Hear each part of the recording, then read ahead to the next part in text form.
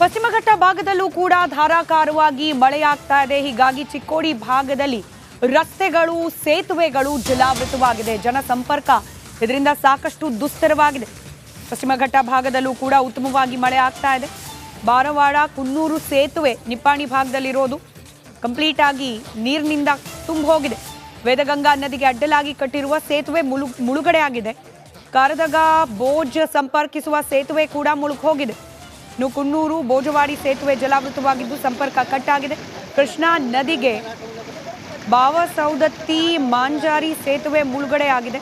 ರಾಯಭಾಗದ ಬಾವನಸೌದತ್ತಿ ಗ್ರಾಮಕ್ಕೆ ಸಂಪರ್ಕ ಕಲ್ಪಿಸುವ ರಸ್ತೆಯೇ ಇದೀಗ ನೀರಿನಿಂದ ತುಂಬ ಹೋಗಿದ್ದು ಜನ ಒಂದು ಗ್ರಾಮದಿಂದ ಮತ್ತೊಂದು ಗ್ರಾಮಕ್ಕೆ ಸಂಚಾರ ಮಾಡಲಿಕ್ಕಾಗದೆ ಪರದಾಡುವ ಪರಿಸ್ಥಿತಿ ಬಂದೊದಗಿದೆ.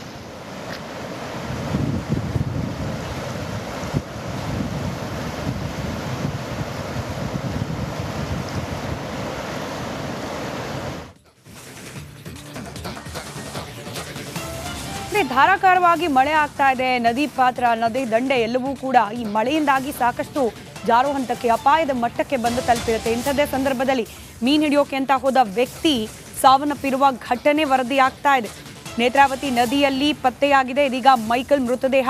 ದಕ್ಷಿಣ ಕನ್ನಡ ಜಿಲ್ಲೆಯ ಕೂಟೇಲು ಸೇತುವೆ ಬಳಿಯಲ್ಲಿ ಘಟನೆ ನಡೆದಿದೆ. ಸ್ನೇಹಿತರೊಂದಿಗೆ ಮೀನು ಹಿಡಿಯೋಕೆ ಅಂತೇಳಿ ಹೋಗಿದ್ರಂತೆ ಮೈಕಲ್. ಭಾರಿ ಮಳೆಯಿಂದಾಗಿ ಉಕ್ಕಿ ಹರಿತಾ ಇದೆ ನೇತ್ರಾವತಿ ನದಿ.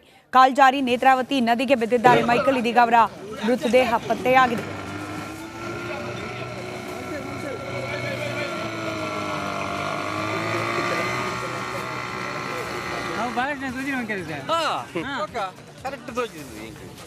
ಕರೆಕ್ಟ್ ತೋಜು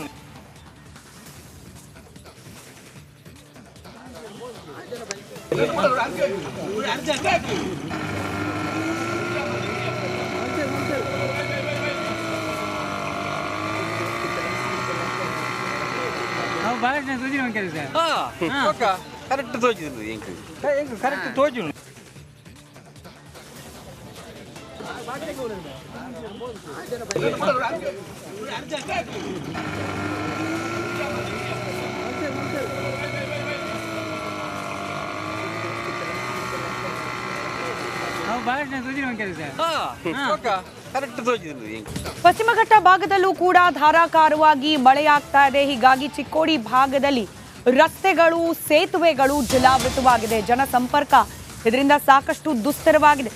ಪಶ್ಚಿಮ ಘಟ್ಟ ಭಾಗದಲ್ಲೂ ಕೂಡ ಉತ್ತಮವಾಗಿ ಮಳೆ ಆಗ್ತಾ ಇದೆ. ಬಾರವಾಡ ಕುನ್ನೂರು ಸೇತುವೆ ನಿಪ್ಪಾಣಿ ಭಾಗದಲ್ಲಿರೋದು ಕಂಪ್ಲೀಟ್ ಆಗಿ ನೀರಿನಿಂದ ತುಂಬ ಹೋಗಿದೆ. ವೇದಗಂಗಾ ನದಿಗೆ ಅಡ್ಡಲಾಗಿ ಕಟ್ಟಿರುವ ಸೇತುವೆ ಮುಳುಗಡೆ ಆಗಿದೆ. ಕಾರದಗ ಬೋಜ್ ಸಂಪರ್ಕಿಸುವ ಸೇತುವೆ ಕೂಡ ಮುಳುಗಿ ಹೋಗಿದೆ.